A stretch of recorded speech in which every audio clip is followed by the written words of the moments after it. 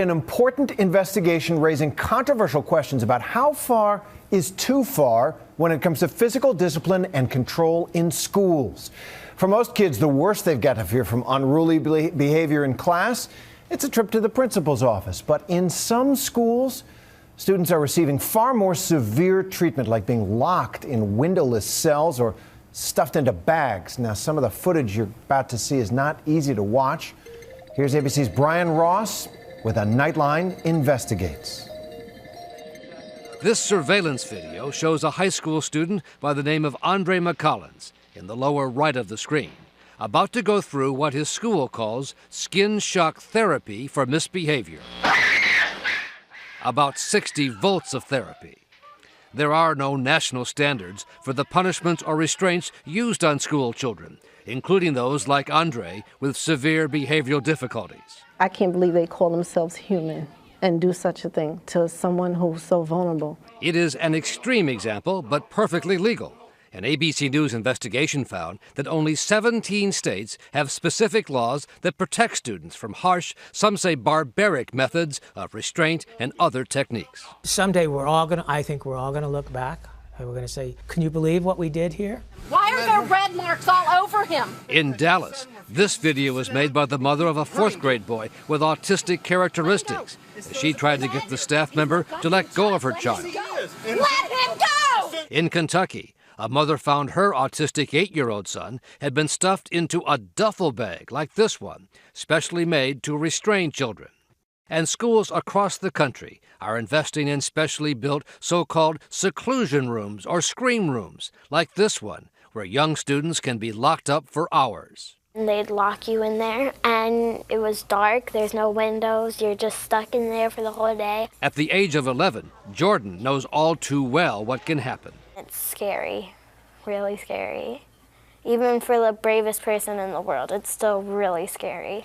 Now, some members of Congress are trying to get such restraint and seclusion techniques prohibited or restricted by federal law. There's thousands and thousands of children that have been traumatized, that have been injured. But the proposed law is opposed by public school administrators as too restrictive. They say they need a range of techniques and leeway to deal with autistic students and others who are increasingly being mainstreamed into public schools. They're emotionally disturbed, they have behavioral issues, and they tend to act out. And when they do act out, sometimes they become a danger to themselves or a danger to others. Daniel Dominique of the School Superintendents Association agreed some of the techniques being used, including the electric shock seen on the tape, are indeed too much. They're horrendous. It makes me sick. Dominique admitted some teachers do need more training, but he defended the use of some of the restraints others call barbaric, including the seclusion or scream rooms. If the situation warrants it, in order to protect the child from hurting himself, but you know what? But you don't think that's barbaric? Is it? Listen, then I'm a barbarian. But all too often, students have died after being restrained with the approved techniques. The most recent, 16-year-old Corey Foster of New York City. A surveillance tape shows the young man at a residential school for students with special needs, as he apparently refused to stop playing basketball. Teachers and staff surround him. 1, 2, 3, 4, 5. And then, says his mother, Sheila Foster, they forced him to the ground. And now he's down.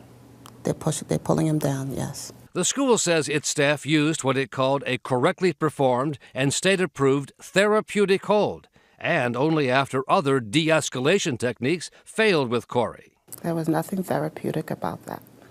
A short time later, Corey Foster was dead.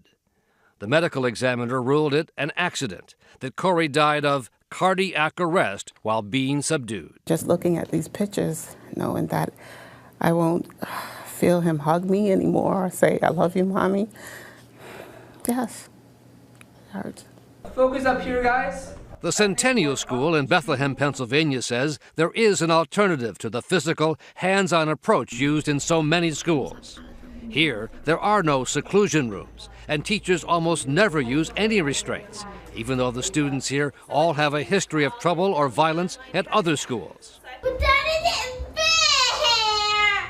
We watched as one student, 9-year-old Vinny, started acting up in the classroom. The teachers separated him from the others, but never put a hand on Vinny. We walked away. We reminded him to use a calm body and polite words. And that worked. It did work. It may take a while, but it's certainly better than putting my hands on him. That's the philosophy that the school's director, Dr. Michael George, would like to see spread across the country. So you don't think these restraints, these seclusion rooms, you don't think they work? I do not. I think they contribute to the problem. How so? They make children angrier. They make children resentful.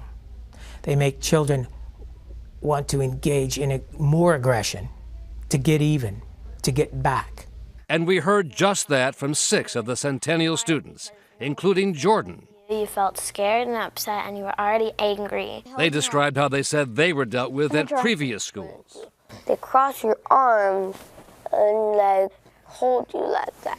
They had this really big man that pinned me to the ground. They would just literally just lay on top of you and you'd just be laying there, can't move. It was really hard to breathe. Do you think that kind of thing works? Does that? No. No. It makes things worse, sir.